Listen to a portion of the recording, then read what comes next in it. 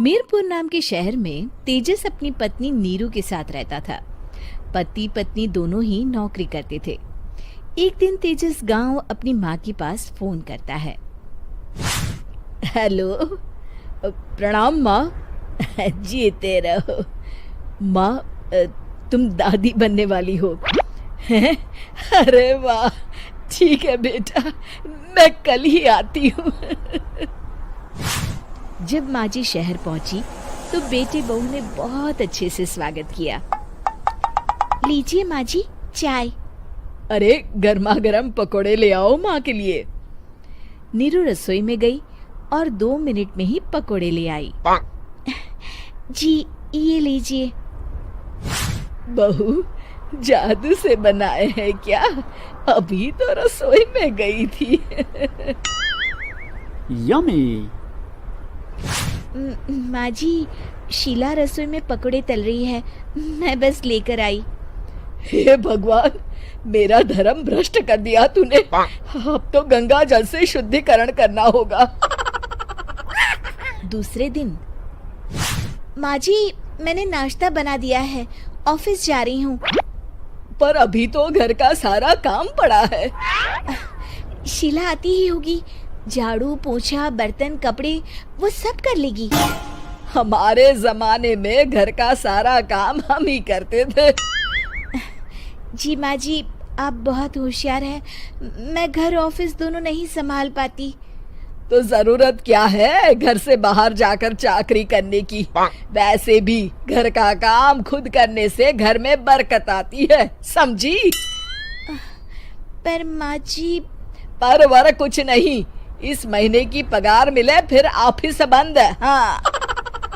रात को नीरू तेजस से कहती है, सुनिए जी, माँ जी बोल रही थी कि मैं नौकरी छोड़ दूं।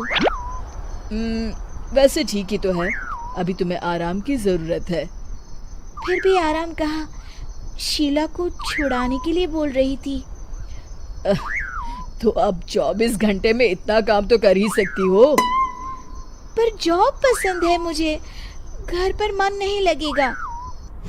अगले दिन जब दोनों ऑफिस के लिए निकल रहे थे, मेरी तो कोई कीमत ही नहीं है इस घर में। माँ जी, आजकल महंगाई बहुत है, रहन सहन भी बदल गया है, दोनों नौकरी करते हैं तभी ठीक रहता है। अच्छा, तू कहना क्या चाहती है?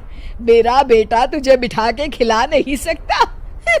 तू ही इस घर का खर्च चला रही है, हैं? नहीं माँ जी, मेरा वो मतलब नहीं था।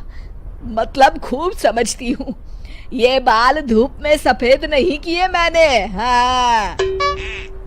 अब तो ये रोज का काम हो गया था। तेजस भी रोज की झिकझिक से परेशान हो गया था। एक दिन उसने कहा, नीरू, वैसे भी तुम्हें मैटरनिटी लीव मिलने वाली है, तो अभी से ही छुट्टी ले लो।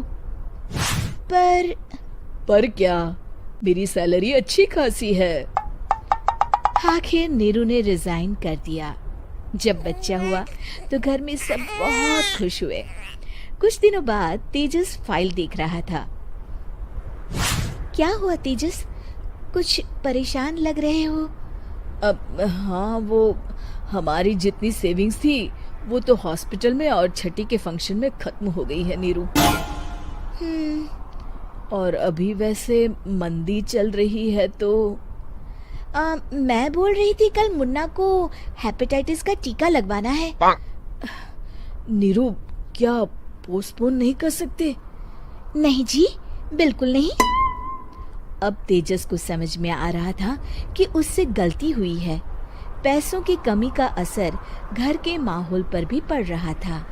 अगले दिन, बेटा मेरा चश्मा और ये दवाइयाँ ले आना, पर्चा देते हुए माँ जी ने कहा। जी। तेजस, मुन्ना के लिए दूध का डिब्बा और डायपर भी ले आना, और ये किराने के सामान की लिस्ट है, इसे भी लाना है। तेजस गुस्से में लिस्ट मरोड़कर फेंकता है और चिल्लाता है, पैसे क्या पेड़ पर उगते हैं? ये ले आना, वो ले आना। अरे पर ये जरूरत का सामान ही है। वो गुस्से में बिना कुछ कहे ऑफिस चला गया। अरे लंच तो ले जाइए। नीरू दौड़कर डिब्बा पकड़ाती है।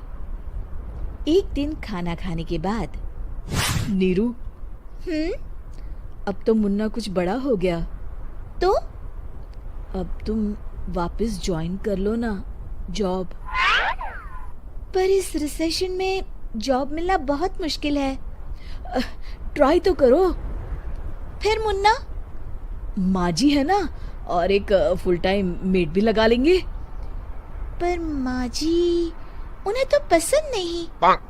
तभी माँ जी वहाँ आ जाती है और प्यार से नीरू के सर पर हाथ फेरते हुए बोलती है, अब मेरी समझ में आ गया बहू, पहले के और अब के समय में अंतर है।